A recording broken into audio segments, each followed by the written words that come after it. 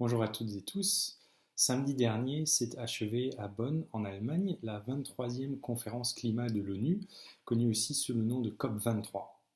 Dans cette vidéo, comme promis il y a 15 jours, je vous propose de revenir sur ce qui s'est passé à la COP23 et de partager avec vous mon point de vue personnel sur l'avancée des discussions et de l'action climat au niveau des États. On peut dire de façon générale que la COP23 était une COP en demi-teinte, ce qui est utiliser une formule neutre pour ne pas prendre parti. Est-ce que c'était une COP où le verre était à moitié vide ou une COP où le verre était à moitié plein? Si l'on en croit la majorité des commentateurs, des articles parus dans la presse et puis l'atmosphère qu'il y a eu au sein des couloirs de négociation, ce serait une COP plutôt dont le verre est à moitié vide, puisque on n'a pas retrouvé l'énergie, l'enthousiasme qu'il y avait à la COP 21 et que beaucoup de choses sont encore ouvertes sur le chemin vers la COP 24 qui se tiendra l'an prochain en Pologne et plus précisément à Katowice en Silésie. Il y a néanmoins, depuis Bonn, des bonnes nouvelles, autant du côté des négociations que du côté de la société civile. Du côté de la négociation, il y a eu des progrès sur trois grandes thématiques que sont celles de l'agriculture et de la sécurité alimentaire, de la mise en avant des savoirs et les enjeux particuliers liés aux peuples autochtones, et enfin sur la question de l'égalité entre les sexes ou de la justice de genre. Et c'est des points importants, chacun à sa mesure, qui bénéficie, qui d'un plan d'action, qui d'une plateforme de travail, ce qui est une avancée vraiment concrète, importante sur ces enjeux-là. Pensez que l'agriculture, c'est 40% des émissions mondiales de gaz à effet de serre, que les peuples autochtones sont environ 370 millions de personnes, et que la justice des genres concerne la moitié de l'humanité, les femmes étant les plus vulnérables, en particulier dans les pays en voie de développement, face aux impacts des changements climatiques. Mais peut-être que les nouvelles les plus positives sont provenues de la société civile en tant que telle. Vous savez peut-être que depuis plusieurs années maintenant dans les COP, il y a à la fois un espace de négociation et puis un espace pour la mise en avant des solutions, des initiatives, des actions de la société civile, c'est-à-dire depuis les territoires vers les communes, les ONG,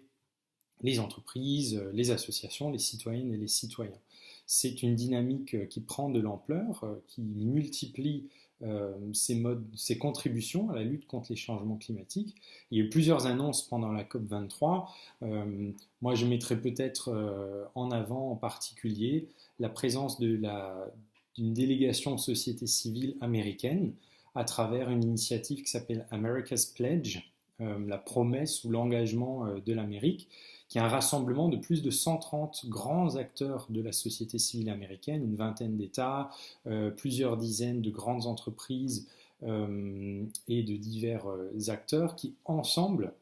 si l'on joint la force économique de cette société civile américaine, est la troisième puissance économique mondiale.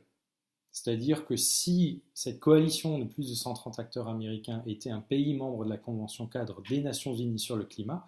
on aurait une puissance économique supérieure à celle de 195 parmi les 197 pays partis à la Convention aujourd'hui. Autrement dit, non seulement c'est symbolique pour cette initiative de montrer que les États-Unis, c'est quelque chose de pluriel, c'est pas juste l'administration Trump, et par ailleurs, entre guillemets, cette délégation américaine officielle a été plutôt neutre et distante dans les négociations, elle n'a pas fait obstruction plus que d'habitude. Sur les points sur lesquels d'habitude il faisait obstruction, parce que par ailleurs l'administration Obama a joué un rôle important à la COP21. Donc symboliquement, c'est important de montrer qu'il y a aussi une Amérique qui bouge sur le changement climatique et qui, on n'a pas des chiffres qui permettent de le prouver, mais il y a cet espoir que en fait, ces États, ces grandes entreprises, ces villes permettent à elles seules d'atteindre les engagements en termes de réduction de gaz à effet de serre qu'avait mis en avant l'administration Obama, c'est-à-dire moins 26 à moins 28% d'émissions en 2025 par rapport à 2005. Et c'est éminemment positif parce que d'une part, ça ferait en sorte que les États-Unis respectent en fait les engagements qu'ils ont mis sur la table, et d'autre part, ça montre symboliquement, et ça c'est quelque chose de valable pour tout le monde sur cette planète, que la question des changements climatiques, on pourrait même dire des ruptures climatiques qu'on est en train de voir, ne se joue pas simplement à l'échelle des États. Il n'y a pas tout à attendre de la COP, il n'y a pas tout à attendre d'un gouvernement.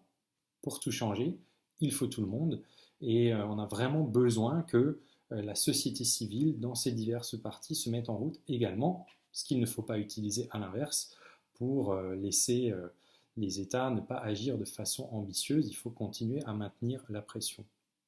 Donc ça, c'était vraiment une bonne nouvelle à la COP23 de voir cette dynamique et plus généralement la dynamique de la société civile sur laquelle il faut compter et qu'il faut approfondir. À côté de ça, il y a effectivement des nouvelles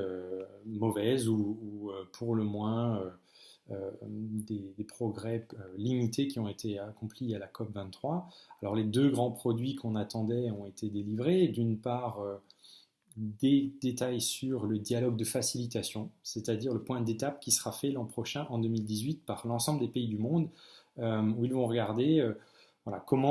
sur quelle trajectoire on est par rapport aux objectifs qui ont été posés dans la COP 21. Ce sera un moment politique, parce qu'en réalité, scientifiquement, on a déjà un nombre important d'études indépendantes qui montrent qu'avec les contributions nationales aujourd'hui sur la table, on est sur une trajectoire à plus 3 degrés Celsius au moins. C'est mieux qu'avant Paris, mais on n'est toujours pas aux 2 degrés ou 1,5 degrés, qui est une limite que la présidence des Fidji, qui présidait la COP23, a beaucoup mise en avant, dans la mesure où si on dépassait 1,5, de nombreuses îles,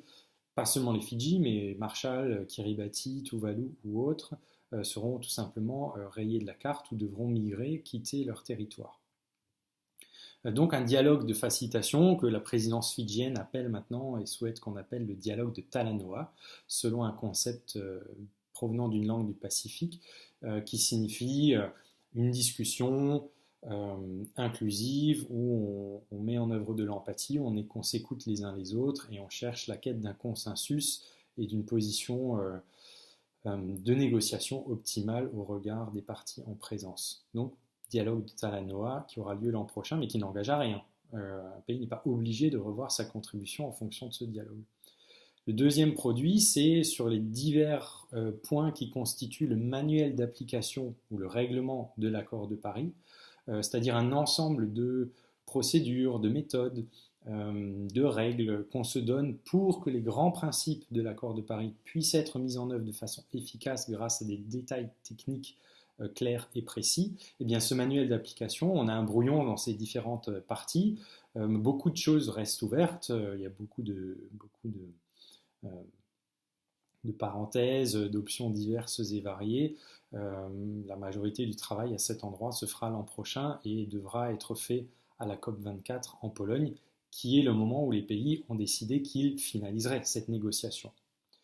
Donc on a une COP23 qui était une COP intermédiaire vers la COP24, c'est ce que j'expliquais dans la précédente vidéo, et forcément une COP intermédiaire, c'est souvent aussi une COP frustrante, parce que du fait du jeu des négociations entre les pays et des stratégies qui se mettent en œuvre à ce moment-là, eh bien, on attend souvent aussi la dernière minute pour avancer et vraiment abattre ses cartes. Voilà, ça fait peut-être partie du processus, mais en tout cas, c'est un petit peu frustrant à cet endroit. Il y a eu plusieurs éléments qui ont bloqué dans les négociations, et notamment la question des financements. On en parle toujours, on revient toujours à ce chiffre de 100 milliards de dollars par an à partir de 2020 qui est attendu depuis les pays développés vers les pays en voie de développement. Ces 100 milliards, on ne les a pas. On n'a pas de preuves sur comment est-ce qu'ils seront rassemblés, si c'est seulement des financements publics, des financements privés, quelle est la part de dons, quelle est la part de prêts, à quel taux seront ces prêts, etc.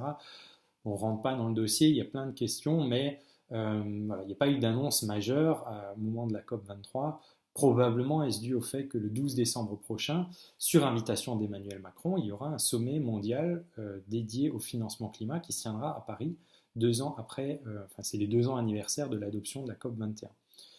Tout porte à croire que la majorité des pays attendent ce sommet-là pour faire une annonce éventuelle, qu'en tout cas la question des finances ou des financements a été reportée à cette date-là, ce qui n'était pas top dans les dynamiques de négociation, parce que le clivage pays développé, pays en voie de développement a été de nouveau plus prégnant que ce qu'il avait été à la COP 21, où les choses s'étaient réorganisées de manière un peu plus diversifiée et multipolaire.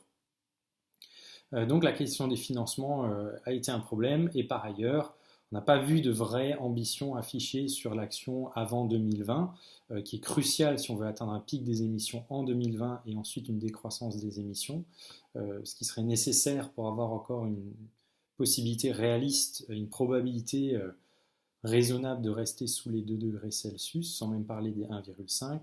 Et puis, il n'y a pas eu à la COP23 d'engagement revu à la hausse des pays. Peut-être la COP24 sera-t-elle l'occasion, en tout cas au plus tard 2020, mais 2020 sera trop tard à de nombreux égards.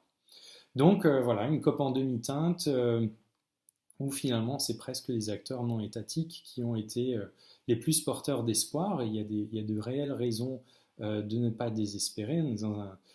dans un processus qui est difficile, qui lance un défi